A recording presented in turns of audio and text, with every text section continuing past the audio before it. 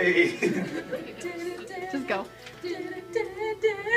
Just go. Alright, first question. Describe what feudalism is. Pretty sure I know what feudalism is. Okay, go. That's like It's when, federalism. no, it's not. Feudalism's like when the kings and the queens, like they had that, I don't know, they like had like like servants and stuff, and then the kings and queens, like, it had something to do with castles and stuff. That's all I know. My name's Tia Fields. Next! Alright, except, no. In your best words, describe what you think manorialism is. Manorialism is whenever somebody takes like a piece of land and then pays money for it, I guess, to make profit. In your best attempt, please describe to me what you believe manorialism is.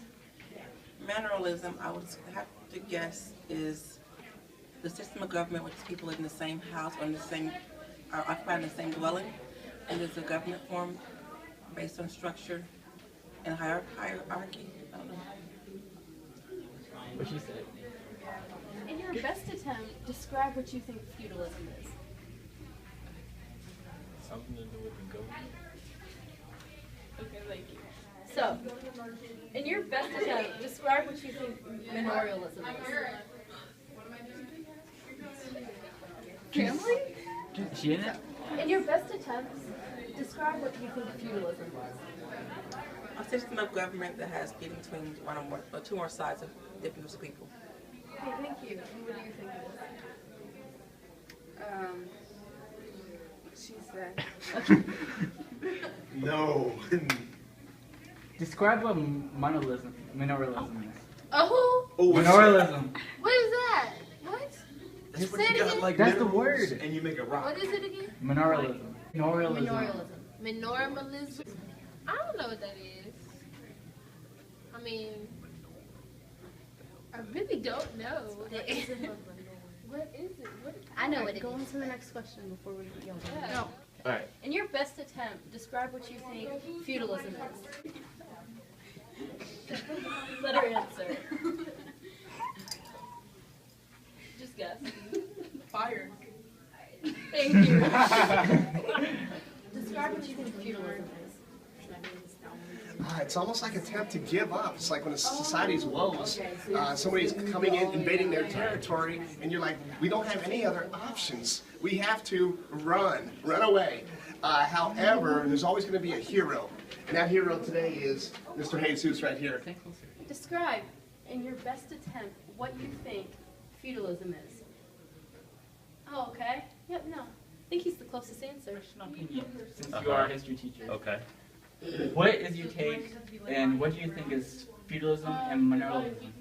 Okay, so to me, they're very similar. So feudalism is basically the political system, economic system, and social system of the Middle Ages.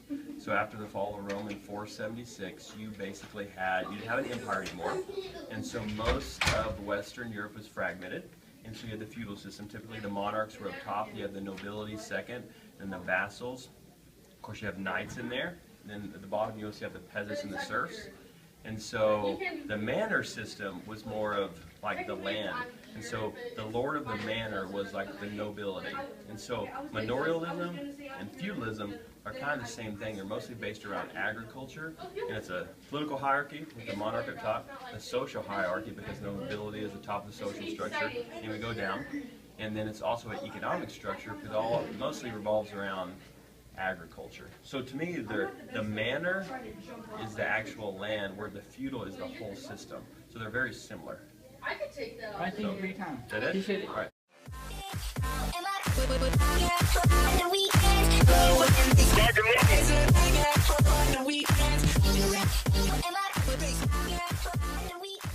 What were the reasons for feudalism and manorialism? The reason for feudalism was to serve as a political structure to rank society into classes and to keep order in the kingdoms of medieval Europe. Feudalism was developed after the Treaty of Verdun broke up the kingdom. This left the kingdom vulnerable to attackers, therefore those who could provide defense or private armies, such as nobles, gained political and social power. This then led to the creation of feudalism.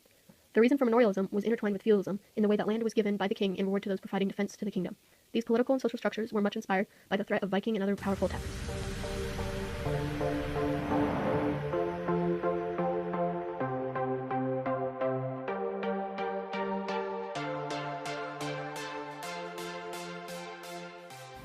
Describe the characteristics of the Crusades. The Crusades were a series of wars started by Christians against Muslim descent. Christians chose to do this to stomp out Islamic descent throughout Jerusalem. Okay, later the Crusades became a call to arms to all Christians against Muslims in Jerusalem. So to sum this all back together, the Crusades were a series of wars started by the Christians to gain back their Holy Land from all Muslims that are living in it. This war lasted over many centuries, causing many problems throughout both religions and causing both of them to have massive hate towards one another. The first of the Crusades began in 1095. It started when the armies of Christians from Western Europe responded to Pope Urban II's plea to go to war against the Muslims that were in the Holy Land. The First Crusade achieved its goal of capturing Jerusalem from Muslims in 1099. The invading Christians set up several states inside of Jerusalem. As they invaded the Holy Land, Muslims still vowed to wage war to regain control over the region, causing more and more resentment and anger between both groups, leading to a series of wars from 1095 to 1291 amongst these groups. These bloody wars between Muslims and Christians had major effects on both economic and political systems in Europe. Because many nobles went out on expeditions, or otherwise known as pilgrimages, and never returned during the Crusades, their wealth and their estates were given to the crown. At the expense of the royal families, money was readily available to lower classes. These were results of the economic suffering caused by the Crusades. This series of violent and bloody wars also broke down the power of feudal aristocracy, giving prominence to both kings and to the people.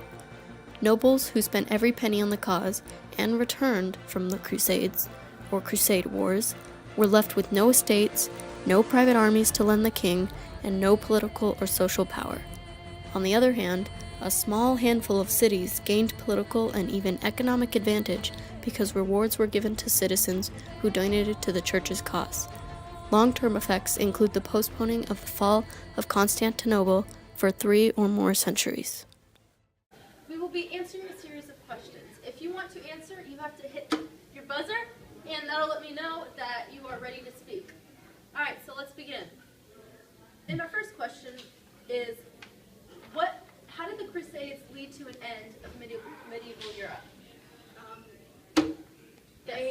They led to the decline in the government, the strength of the government, and then loss of millions of lives, as well as like the government and the economy were affected because so many people were killed or were like busy on the pilgrimage crusade wars.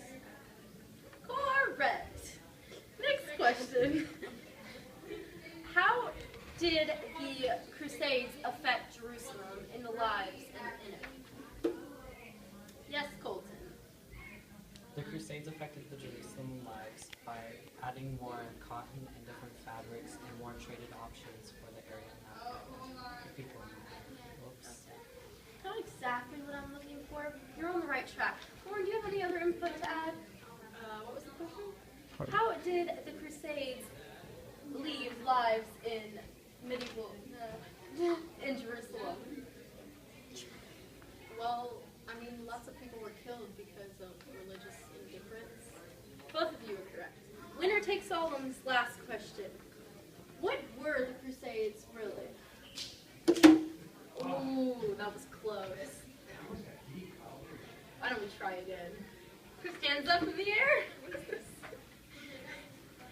5, 4, 3, 2, 1.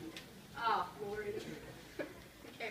The Crusades were a series of religious wars fought against the Muslims. It was Christians against the Muslims trying to take back the Holy Land under the Pope's command. Since she's answered so many questions, Colton, would you like a chance to answer this? What she said. Okay.